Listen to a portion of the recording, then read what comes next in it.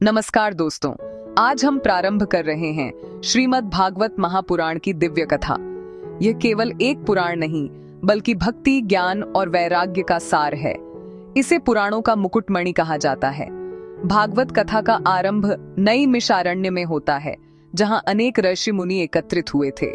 वे संसार के कल्याण के लिए एक महान यज्ञ कर रहे थे। वहां सूत जी महाराज उपस्थित थे, जो महान ज्ञानी और वेद पुराणों के ज्ञाता थे। ऋषियों ने सूत जी से पूछा, कलयुग में मनुष्य कैसे पापों से मुक्त हो सकता है?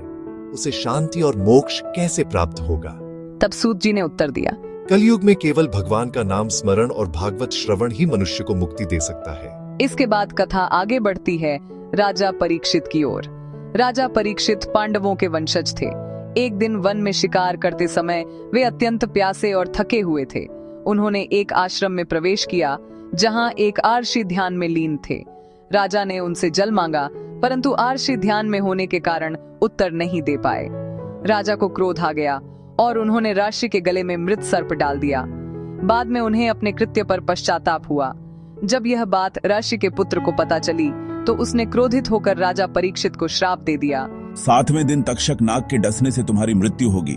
राजा परीक्षित ने श्राप को स्वीकार किया और गंगा तट पर बैठकर मृत्यु से पूर्व भगवान की कथा सुनने का निश्चय किया। तभी वहां प्रकट हुए महान ज्ञानी शुकदेव जी, जो वेद व्यास जी के पुत्र थे। हे प्रभु, मृत्यु निकट हो तो मनुष्य को क्या करना चाहिए? तब शुकदेव जी ने 7 दिनों तक श्रीमद् भागवत की दिव्य कथा सुनाई।